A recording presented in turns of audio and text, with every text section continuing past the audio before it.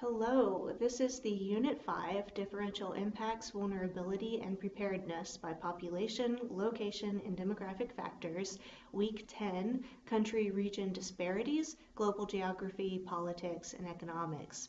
We're continuing this week with our discussion of climate change. Whereas last week we were focusing on the individual psychological impacts that may be seen in different contexts, this week we are focusing on the structural differences between these contexts and why they may create different psychological impacts. Our first reading is Hamza and Zetter.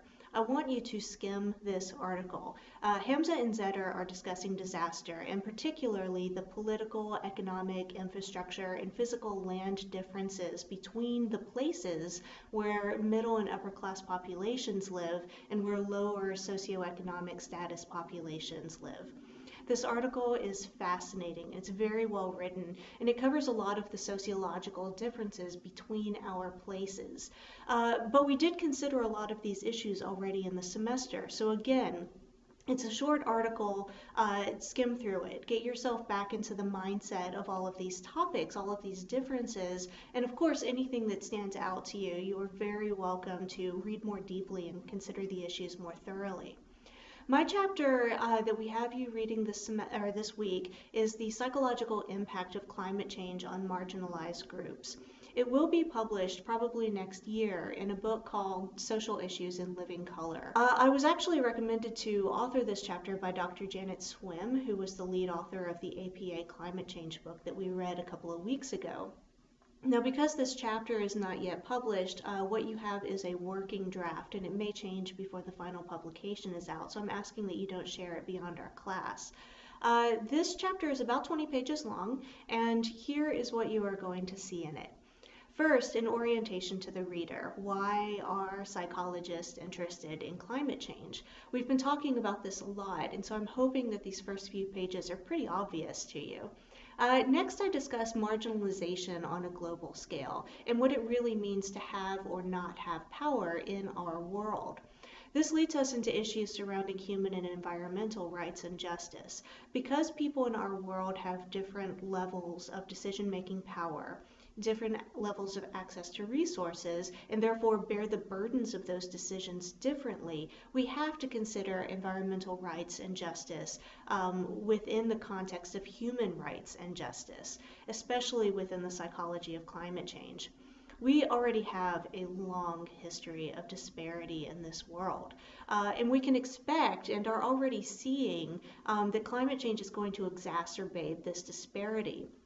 So I spent quite a few pages discussing the different types of disparity and impacts, including physical, social, and psychological impacts within climate change.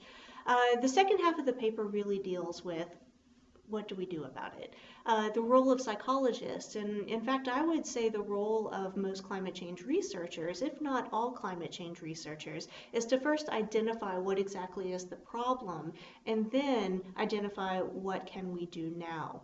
For example, we have discussed how climate change is not a new concept, but given that we as a world have known about this for a number of decades, why aren't we taking more action to solve it? These barriers are rooted in our lives that we lead and also in our psychological conceptions of reality. Our cognitions, our thoughts, our emotions, our choices that we make, these cognitions lead to action or inaction in a personal, individual sense, as well as on a community and societal level. Now, you'll be familiar at this point with the theory of the psychological sense of place because I discussed it within my Tavali research. In this chapter, I also give you an overview of some of the other research that has been done within the theory, within climate change, and how it influences our climate change actions as well as our physical and psychological health and well-being. Finally, the last few pages talk about some of the really great actions that are happening in the developing world. We've talked a lot about how some populations, particularly poor and minority populations, are disproportionately impacted by climate change and disaster. Well, perhaps because they are living within this reality, they're working on solutions. So, for example, development is an ongoing justice issue. It's an ongoing issue that people are working on in the developing world. We have justice and health and economic issues within developing these nations. Um, but a lot of people are beginning to reconceptualize development away from our Western model of unlimited growth and expansion and the inherent disparity that this creates. This allows us to take justice seriously within development, but it also allows us to plan for climate change and environmental sustainability within our new reconceptualizations of development. Many indigenous communities worldwide also have really great models for adaptation to environmental changes, given that their cultures and traditions are predicated on ongoing changes. One of my favorite examples of this is the LMMA, or Locally Managed Marine Area Programs. These are sites that are spread out over Southeast Asia and the Pacific Islands region, and they allow for a network of action sites that can share information and lessons learned, but they are very much locally based. Each site develops its own plans and priorities for managing a marine area and increasing its ecological health and sustainability. They blend marine and coastal sciences with local values, cultures, traditions, and beliefs to create priorities and actions that will benefit the land, benefit the culture, benefit the community, and ultimately will be sustainable because they're not imposed from an outside source. They are created within the site in which they exist.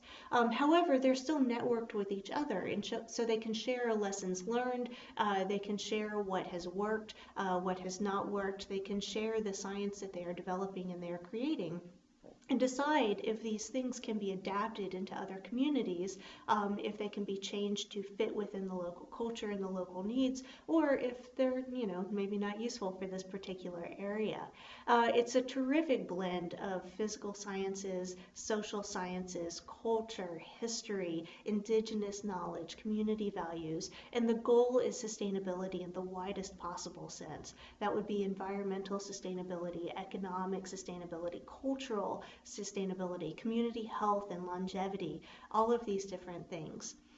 So let me know if you have any questions this week, and also I would ask that you keep an eye on your emails because I will be sending out updates with the workshops and yet another syllabus change that I think all of you will like. So let me know if you have any questions, and I will talk with you soon.